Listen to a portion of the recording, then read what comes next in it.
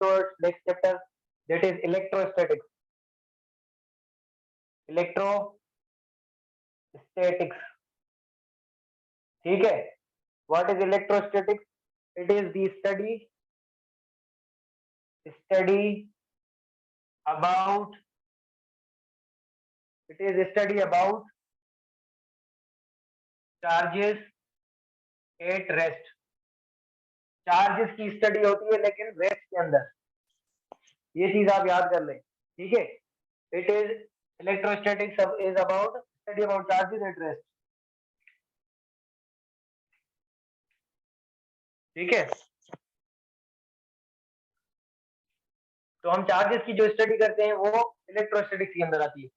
अच्छा, अब क्या कर हम जैसे जनरली पढ़ते हैं कि सेम चार्जेस क्या करती हैं, सेम चार्जेस अगर रेस्ट के अंदर हो, जैसे कि पॉजिटिव हो या नेगेटिव हो, तो ये एक दूसरे को क्या करती हैं, रिपेल करती हैं। ये बेसिक चीजें वैसे भी आपको पता है। अच्छा, और ऑपोजिट चार्जेस क्या करती हैं, अट्रैक्ट करती हैं। ऑपोजिट चार्जेस अट्रैक्ट, ठीक है? ये बेसिक चीजें आप लोगों ने पढ़ी हुई है। अच्छा, उसके साथ साथ ये एक दूसरे को अट्रैक्ट और रिपेल करती है, लेकिन वो फोर्स कितना होता है, तो जो फोर्स की स्टडी की गई थी वो एक साइंटिस्ट था कूलम, उससे स्टडी की थी और उसने एक लॉ दिया था, वो अब हम पढ़ेंगे, ठीक है?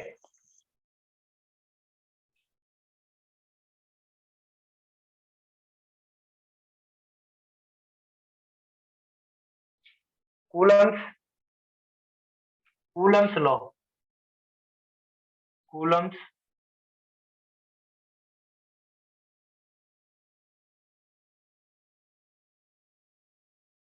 ठीक है? तो according to Coulomb's law, the force between two charges, whether they are positive or negative or opposite, they are same or opposite, the force between two charges is directly proportional to product of their charges.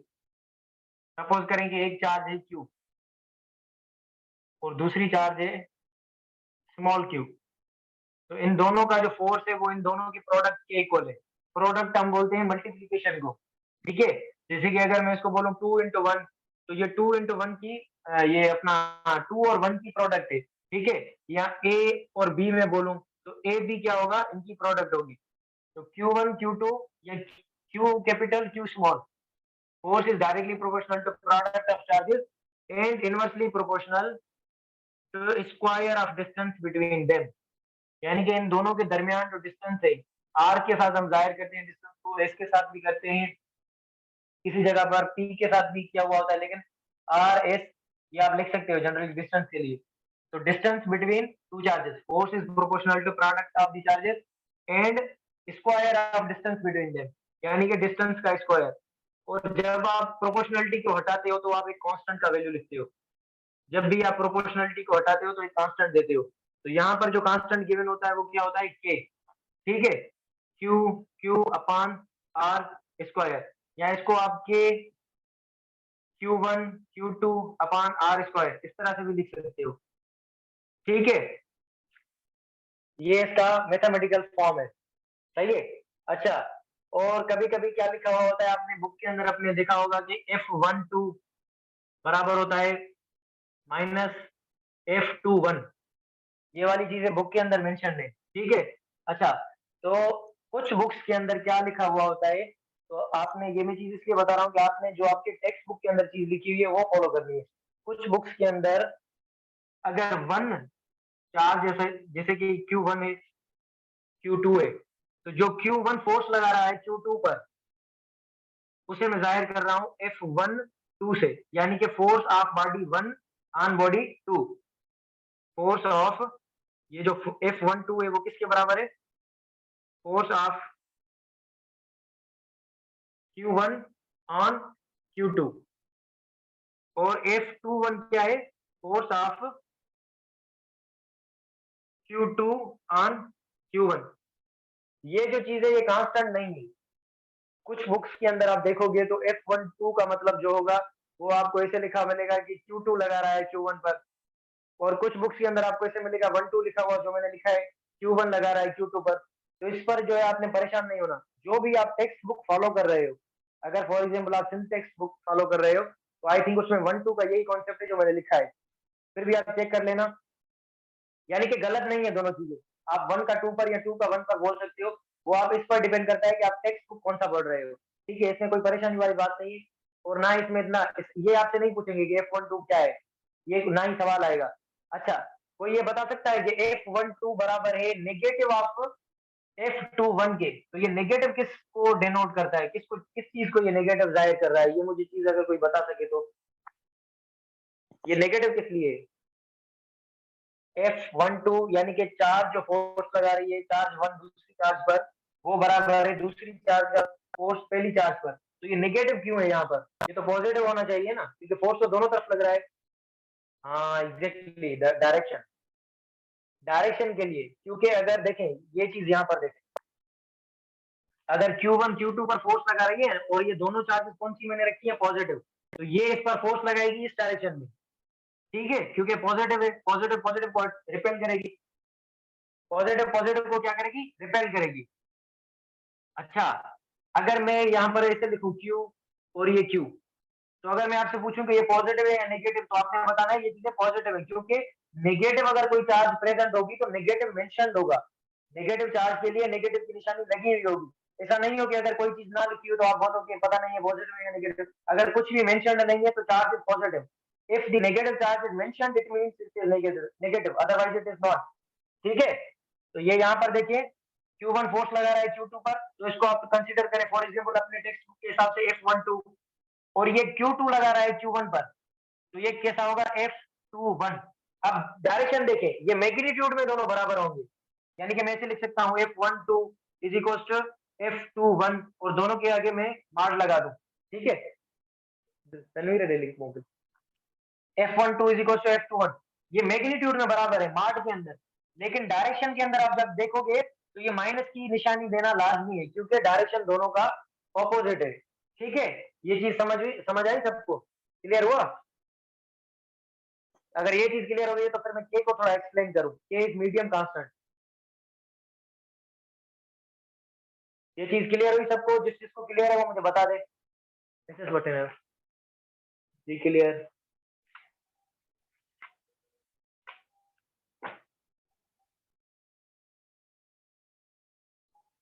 पूरा interview किताब खड़ी है पंजाब जो, ये सबको clear चीज हुई कि नेगेटिव क्यों आता है? अच्छा, और इस लॉ को, कूलम्स लॉ को हम और एक नाम भी देते हैं, inverse square law, inverse square law. ठीक है, क्यों? क्योंकि ये रेडियस के, यानी कि ये 1/r² है। ठीक है, तो ये रेडियस के इनवर्स के साथ प्रोपोर्शनल है, इसी वजह से इसको इनवर्स स्क्वायर लॉ भी कहा जाता है, क्योंकि रेडियस को जब आप ऊपर लेके जाओगे तो ये क्या कैसे बन जाएगा, r⁻²। ठीक है, तो ये इस तरह से इसको इनवर्स लॉ स्क्वायर लॉ भी कहते हैं। और एक दूसरा लॉ है, एक और एक जो है वो दूसरा लॉ भी होता है जिसे हम कहते हैं इनवर्स स्क्वायर लॉ, वो कौन सा है अगर किसी को नाम पता हो?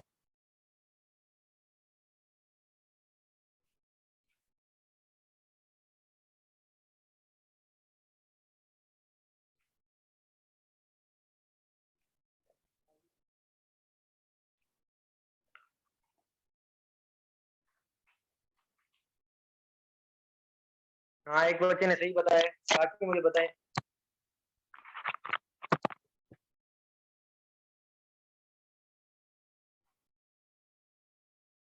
और एक दूसरा लॉ होता है जिसको भी हम इनवर्स स्क्वायर लॉ बोलते हैं, वो कौन सा लॉ है?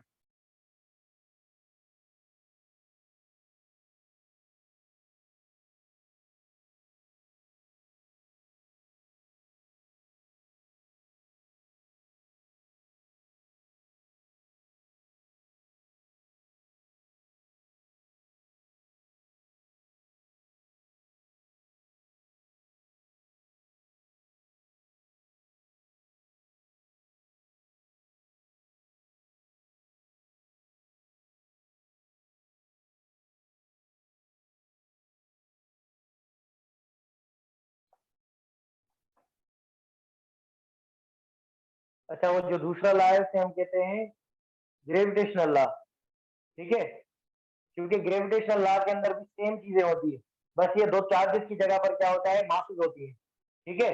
फोर्स इज प्रोपोर्शनल टू, वहां पर दो मासेस होंगी, M M upon R square, इसके नीचे भी आर स्क्वायर, इसके नीचे भी आर स्क्वायर, तो इसको भी और इसको दोनों को क्या कहा जाता है, इनवर्स स्क्वायर लॉ, ठीक है।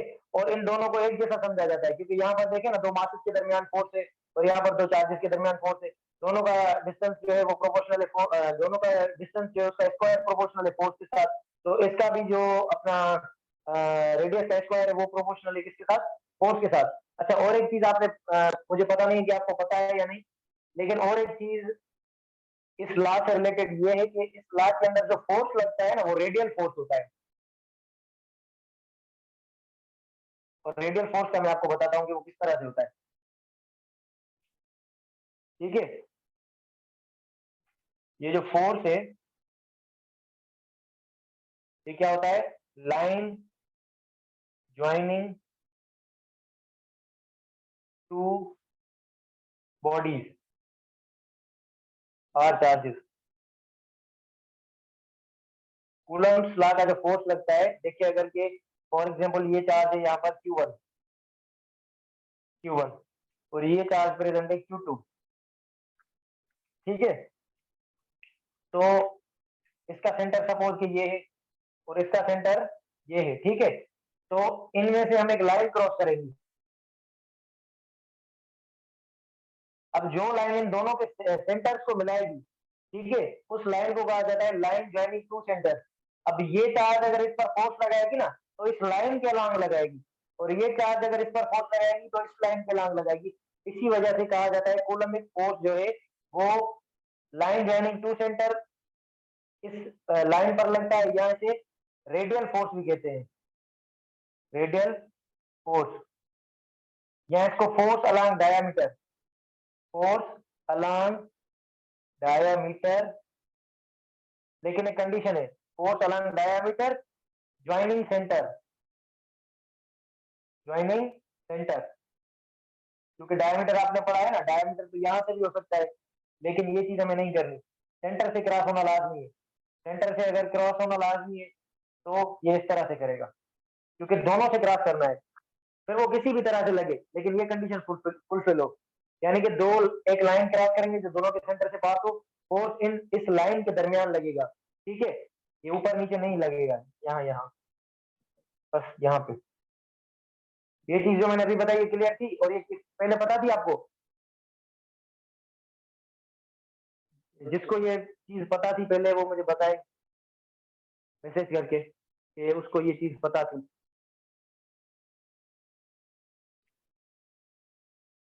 किसी को ये चीज पता थी पहले जो मैंने अभी बताई है?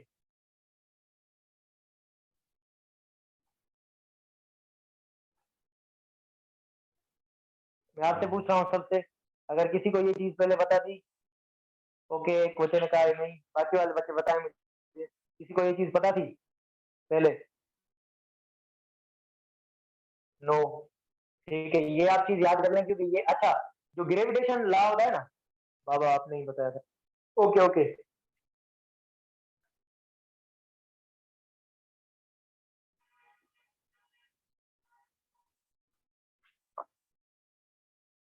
सही है।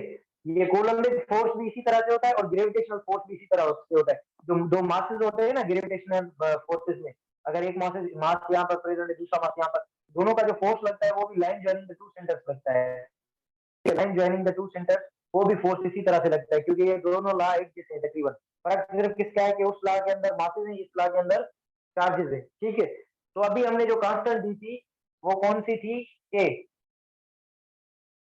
वो के किसके बराबर है, उससे हम कहते हैं के को पहले कहा जाता है मीडियम कांस्टेंट, मीडियम कांस्टेंट, ठीक है, के को हम कहते हैं medium constant.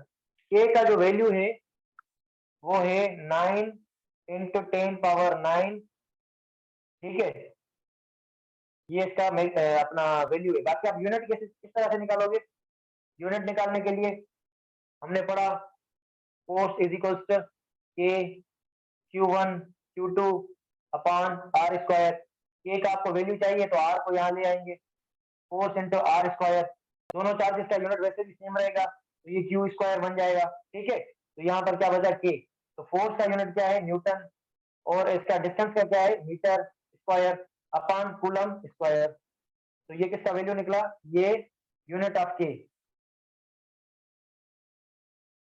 Unit of medium constant, unit of medium constant, तो ये यहाँ पर लिख लेंगे newton metre square upon coulomb square, 9 × 10⁹ इसका वैल्यू है। ठीक है, अब ये बराबर किसके होता है, k इज इक्वल टू 1/4πε। ठीक है, अच्छा अब बच्चे यहाँ पर कंफ्यूज होते हैं, तो इसीलिए मैं आपको ये चीज बता दूं, ये ये जो ई गिवन है इसको बोलते हैं permittivity of medium, permittivity of medium. अच्छा, अब ये जो ई है ना, ये बराबर होती है किसके, एप्सिलॉन नॉट और ई आर के। ये एप्सिलॉन नॉट क्या है, permittivity of free space, permittivity of free space. ठीक, और ये ई आर जो है ये क्या होता है, ये होता है रिलेटिव परमिटिविटी, रिलेटिव परमिटिविटी। परेशान होने वाली बात नहीं है, ये मैंने वैल्यू रखा है सिर्फ ई। ठीक है, इसको कैसे लिखेंगे, ई परमिटिविटी ऑफ मीडियम वो बराबर होती है किसके, epsilon naught times R K, permittivity of medium is equals to epsilon naught times E R. ठीक है, या permittivity of free space times relative, relative permittivity. ये नजर आ रहा है आपको, ई जो बराबर है वो किसके, permittivity of medium, epsilon not permittivity of free space, और ई आर रिलेटिव परमिटिविटी। अब जब भी हम कोई मीडियम इंट्रोड्यूस करते हैं ना, अगर सपोज करो कि के हम एयर के लिए ले रहे हैं, अगर ये के फॉर एयर है, एयर को भी छोड़ दो, वैक्यूम रखो, अगर ए वैक्यूम के लिए, ठीक है, तो वैक्यूम के लिए ई आर का वैल्यू जो होता है वो 0 होता है, सॉरी 0 नहीं 1, ई आर वैक्यूम के लिए कितना होता है 1।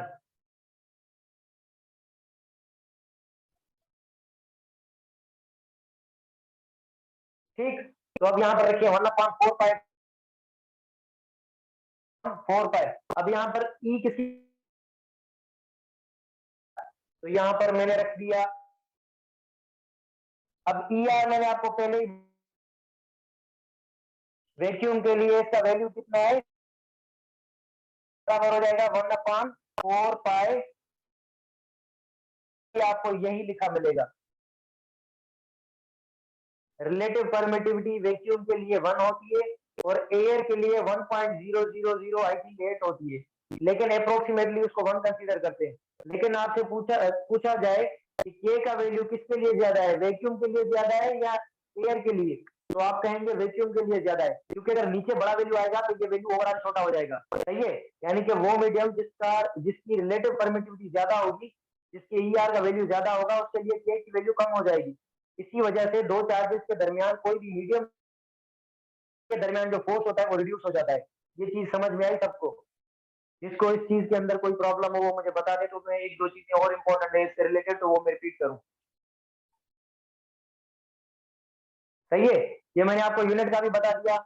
यहाँ पर क्या लिखेंगे, परमिटिविटी ऑफ मीडियम वो किसके बराबर होता है, ये epsilon not into E R, E R जो होता है रिलेटिव परमिटिविटी होती है। अच्छा, एप्सिलॉन नॉट जो है इसका वैल्यू कांस्टेंट होता है, एप्सिलॉन नॉट इसका वैल्यू कांस्टेंट होता है, कितना होता है 8.85 into 10⁻⁻12 coulomb square upon newton into metre square. सही है, ये चीज समझ आई सबको। और ई आर जो है हर मीडियम के लिए अलग अलग होता है, अलग अलग होता है। ई आर क्या होता है, different for every medium, different for different medium या डिफरेंट फॉर एवरी मीडियम, हर मीडियम के लिए अपना अपना ई आर का वैल्यू होता है, किसका, रिलेटिव परमिटिविटी का। रिलेटिव परमिटिविटी हर मीडियम की अलग अलग होती है, इसी वजह से मीडियम चेंज करने से forces between two charges change हो जाता है। ठीक है, ये चीज समझ आएगी आपको।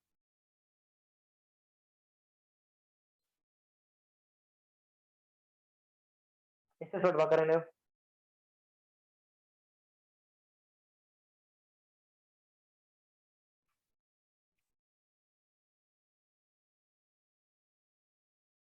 ये पूरा क्लियर हुआ जो भी बोर्ड पर चीज लिखी हुई है, ये सबको क्लियर हुई? बाकी बच्चे भी बताएं यार, एक बच्चा बताता है तो दूसरे बच्चे सो रहे होते हैं। मैसेज कर दिया करो ना, कितना टाइम लगेगा, या रिएक्शन दे दिया करो ताकि पता चले।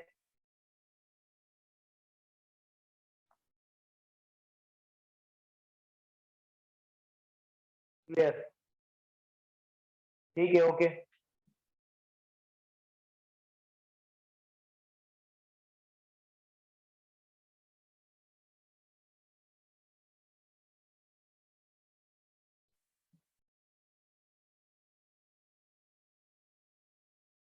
अच्छा, अगर हम फोर्स देखें एयर के अंदर,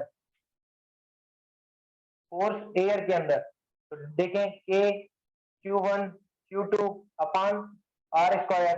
तो के का वैल्यू रखो एयर के लिए 1/4 पाई एप्सिलॉन नॉट एयर के लिए बनेगा, क्योंकि यहाँ पर ई रखेंगे, ई वो that will be equal to E into E R, और ई आर एयर के लिए कितना होता है 1, तो यहाँ पर 1 रख लेंगे तो कोई फर्क नहीं पड़ेगा। तो कितना बनेगा Q1 Q2 upon R square. तो ये कैसा है, फोर्स ऑफ एयर। अब अगर कोई मीडियम हो, फॉर एग्जाम्पल मीडियम के लिए अगर मैं रखूं फोर्स फॉर मीडियम, तो वो कितना बनेगा 1/4 पाई ई, और ई बराबर होती है किसके, epsilon naught into E R, यानी कि relative permittivity of medium Q1 Q2 upon R square. ठीक है, अब ये चीज देखें, फोर्स ऑफ एयर किसके बराबर है 1/4 pi epsilon naught Q1 Q2 upon R square. यानी कि अगर मैं यहाँ से ये चीज उठाऊं 1/4 पाई एप्सिलॉन नॉट, ये वाली चीज 1/4 pi epsilon naught Q1 Q2 upon R square, ये वाली अगर मैं पूरी चीज उठाऊं तो इसको मैं क्या लिख सकता हूँ, फोर्स ऑफ एयर। सही है, मैं इसे इस तरह से लिख सकता हूँ 1/4 pi epsilon naught Q1 Q2 upon R square, इस जगह मैं लिख सकता हूँ फोर्स ऑफ एयर। उसके नीचे क्या है डिवाइड में, रिलेटिव परमिटिविटी। तो अगर मैं फोर्स ऑफ एयर को रिलेटिव परमिटिविटी के साथ डिवाइड कर लूंगा तो मुझे मीडियम के अंदर जो फोर्स का वैल्यू होगा वो मिल जाएगा। Force of medium, force of air के साथ अगर डिवाइड कर लो आप, तो फोर्स मीडियम के अंदर कितना है वो आपको मिल जाएगा। ठीक है, क्योंकि इस वाले फार्मूले के अंदर कोई भी नई चीज नहीं है, जो मीडियम के अंदर फोर्स है सिर्फ ई आर है। तो फोर्स जो एयर का है उसको सिंपली आपने ई आर के साथ डिवाइड कर लेना है, तो आपको क्या मिल जाएगा, फोर्स ऑफ मीडियम। इस पर अगर मैं एक प्रॉब्लम लिखूं, इस तरह की प्रॉब्लम आप देखेंगे, इस पर अगर मैं प्रॉब्लम लिखूं कि एक force between two charges, force between two charges is 8 Newton in air. If a medium is introduced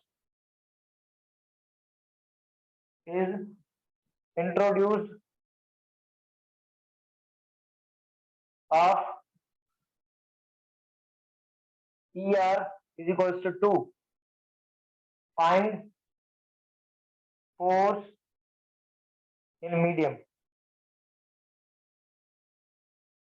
यानी कि मीडियम के अंदर फोर्स कितना होगा, तो ये सिंपल मैंने आपको बताया, मीडियम वाला फोर्स का फार्मूला क्या है, 1/4 pi epsilon naught E R Q1 Q2 upon R square. तो ये 1/4 pi epsilon naught Q1 Q2 upon R square, ये एयर के बराबर है।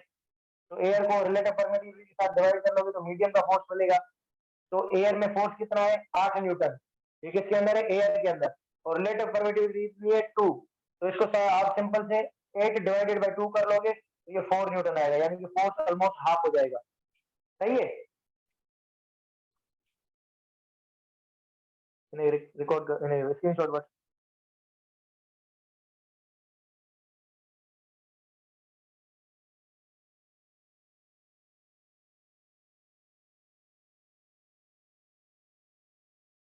ठीक है, तो आज के लिए हम क्लास को एंड करते हैं, बाकी हम कल पढ़ेंगे इलेक्ट्रिक फील्ड लाइंस और बाकी सब जो कॉन्सेप्ट हैं वो हम कल डिस्कस करेंगे इंशाल्लाह ताला। आज वाले लेक्चर में अगर किसी को कोई प्रॉब्लम हुई हो या कोई और मसला हो तो वो पूछ सकता है, बाकी रिकॉर्डिंग में इंशाल्लाह रात तक आपको सेंड कर दूंगा। ठीक है, अल्लाह हाफिज।